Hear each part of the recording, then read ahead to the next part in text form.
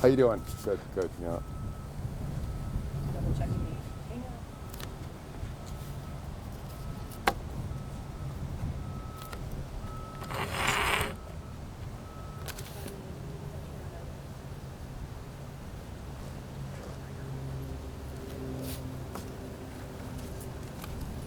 Oh, good, Jenna. Thanks for coming.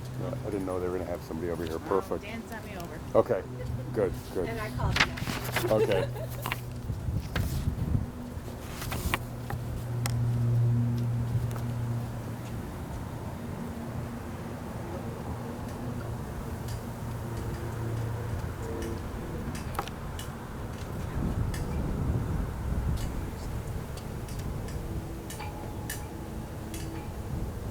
Everybody good from the start?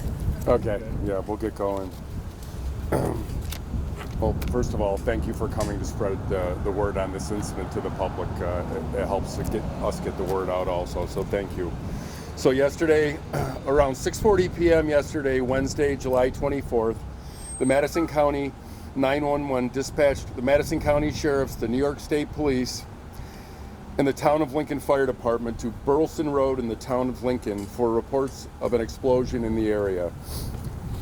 First responding units were on the scene in minutes. When they arrived, they saw the debris of the residence at 4621 Burleson Road, and it looked like the home had exploded, and there was a strong smell of propane in the air.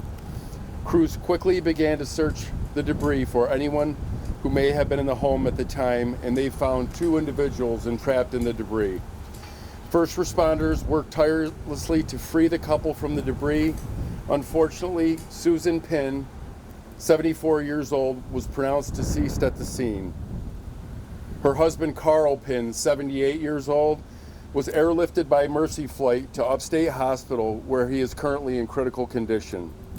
At this time, it appears that the explosion was fueled by a propane leak within the residence at 4621 Burleson Road. Fire investigators from the Office of Emergency Management are continuing to attempt to pinpoint the source of the ignition at this time, and I was just up there. They're currently up there right now at the scene. Creek Road and Burleson Roads were closed overnight to preserve the scene of the incident, and both roadways have since been reopened. I want to thank everyone who worked so hard last night, and I'm telling you, these people laid it on the line. It was extremely hot, and they gave it their all. Madison County Sheriff's Office, to all my deputies, New York State Police, Town of Lincoln Fire Department, Greater Lenox Ambulance Service, Madison County Emergency EMS, Madison County Office of Emergency Management, the Canastota Fire Department, the Wampsville Fire Department, City of Oneida Fire Department, New York State Department of Homeland Security and Emergency Services, Mercy Flight, and Madison County Highway Department, who's up there right now. And then lastly, the Smithfield Fire Department. Like I said, we appreciate it so much. The key to law enforcement and emergency management is always teamwork. This was a great tragedy, but these people showed up in force to resolve the situation and ultimately saved a man's life. Unfortunately, we lost one, but they saved one also. So at this time, I'll open it up to you guys. If I don't have the answer to your question, my staff can come over and give me a hand if you have anything that you'd like to ask. Do you have the spelling of those last names? Yes, I do. P-Y-N-N. P-Y-N-N. Yep. And if there's other ways to detect the propane explosion, if there's a risk of a propane explosion before it happens, like there's probably a smell, I assume. Yeah, they add the smell to propane, but there could be multiple ignition points in a household, so they're trying to figure out what it was, but it's not a typical fire. This is an explosion, so there's different. It's harder to trace the ignition. Yes, sir. Did it appear they had any warning to this happening It did. where they were found? It did not. No, it appeared it was. They had no warning. Sheriff, what is the investigation process like, given, as you said, with how sensitive the gas is, the ignition could have been from multiple different points? How do they go about pinpointing that? They go in and find out what type of ignition systems were in the house. Was it a hot water tank? Was it simply a well pump? For well water, they have pumps and ignition systems that go on them also. Heating food, any type of heat, a stove, things like that. So there's multiple things. that could have caused it. Sheriff, what are you able to share about the victims? Do you know how long they lived in that house or been a part of Madison County? Well, I've lived in that area for almost 30 years now, and they've been there the whole time that I've been up there also. Yeah. Are they friends of yours? Acquaintances, yeah, they lived right down the road, but I heard the explosion when it went off from my house, and it was substantial.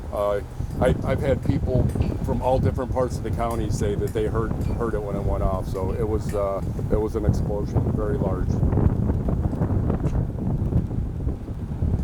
Are you able to, given the acquaintances, are you able to confirm that Carl was a bus driver in Oneida with the school district? I was not aware of that. I was told that he was a fireman for the town of Lincoln earlier, though, but I didn't know that was his profession. Do you know that if Sue volunteered with the Greater Lennox Ambulance Corps? I do not know. And they're still working on the case right now as they go on, so I'm sure we'll have more as we move down the road and gain more information on the incident. When you say acquaintances, are you able to speak to how you met them? Is it just sort of that small town feel? You bumped into them at the store? What was that like? Yeah, correct. Yep, that was basically what it was. It wasn't like I was over to the house all the time, but it's a sparsely populated area. It's not like living in a city where there's the houses can be a mile apart in that part of the county. Anything else, you guys? Would you know the name of their craft business? I do not. You guys have the name of that? Did not have the name of the craft business. We were told that it wasn't active, but he was having